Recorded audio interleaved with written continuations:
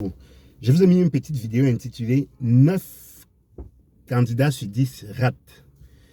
Et vous avez sans doute vu d'autres vidéos postées à la suite de celle-là, dans le cas pratique où les élèves ont fait pareil, y compris même les usagers qui ont déjà leur permis de conduire. Tout le monde fait cette faute. Alors, qu'est-ce qui se passe lorsqu'on est dans un feu orange clignotant? Ce qu'il faut savoir d'abord, avant de répondre à la question du feu orange clignotant, il faut connaître c'est quoi le feu. Lorsqu'on est en présence d'un feu, le feu neutralise les signaux de priorité. Un feu, les feux qui dirigent la circulation, neutralise les signaux de priorité. Ça veut dire que lorsqu'on est en présence d'un feu, un feu tricolore qui fonctionne bien, on doit suivre le feu. Si le feu est au rouge, on s'arrête. Si c'est au vert, on passe. Si c'est à l'orange, on fait tout pour pouvoir s'arrêter. Maintenant, là, quand on est en présence d'un feu qui est orange fixe, cela veut dire que orange fixe au milieu, ça veut dire entre le feu vert et le feu rouge, ça veut dire qu'il ne changera pas. Ce feu-là ne changera pas. Et très généralement, cela se passe ainsi lorsque le feu est en panne, lorsque les feux sont en panne. Donc partout, ça serait, dans ce carrefour-là, les feux seront orange, clignotant au milieu. Toutes les différentes voies qui débouchent sur ce carrefour auront cette même circonstance. Alors, face à cela, il faut donc se poser la question, qu'est-ce qu'on doit faire? Et quand on est dans cette circonstance, alors le carrefour devient accidentogène. Bonjour. Pourquoi?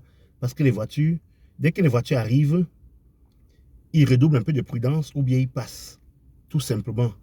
Comme l'a dit dans une de mes vidéos, un de mes élèves.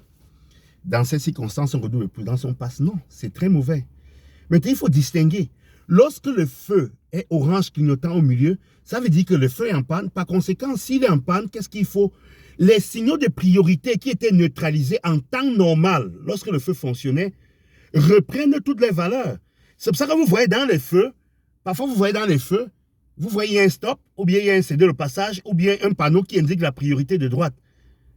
Pourquoi? Ces panneaux-là reprennent toutes leurs valeurs lorsque le feu est en panne. En panne, il peut être en panne où il est complètement éteint, où il ne signale rien du tout. D'ailleurs, dans une des vidéos, il y avait une situation pareille. Ou bien, il peut simplement être orange clignotant au milieu, et ça serait le cas partout. Les effets sont pareils. Qu'est-ce qu'on doit faire? On doit simplement suivre les panneaux. Beaucoup de gens disent, lorsque le feu est dans ces circonstances, lorsque le feu orange clignotant, on doit redoubler de prudence et passer. Non, c'est mauvais. Lorsque le feu est orange clignotant, étant donné qu'il ne fonctionne pas correctement, je parle d'orange clignotant au milieu, on est obligé de suivre ce que les panneaux disent. Et vous avez vu dans ce cas-là, qu'est-ce que j'avais fait? J'avais filmé le stop et le feu expressément.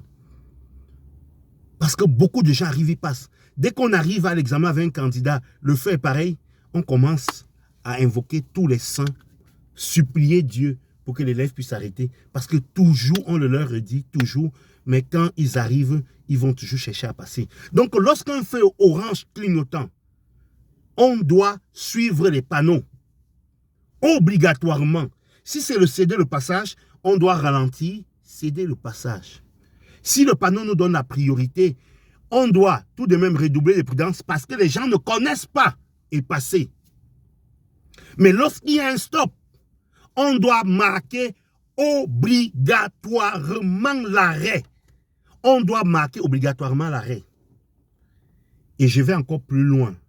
Parce que dans une vidéo, vous avez compris, une élève dont je fais le recyclage a dit, comme on est en présence des stops, on doit stopper parce que le feu est en panne. Et j'ai dit non, tu as trouvé, mais il y avait une part de faute dans ce que tu as dit.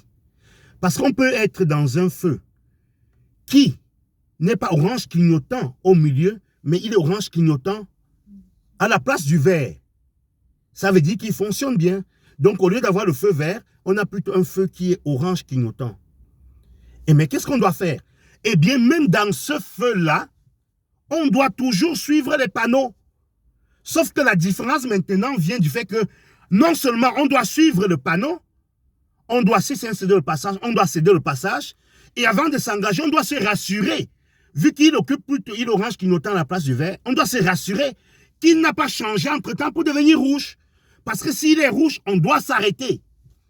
Et si c'est un feu qui est orange clignotant et qu'on a plutôt un stop, on doit marquer l'arrêt. Et marquer l'arrêt et regarder qu'il n'y ait pas de voiture et partir. Et non seulement on doit marquer l'arrêt, mais on doit encore également vérifier que le feu n'a pas changé entre-temps. C'est ça la seule différence. Un feu orange clignotant a un même effet.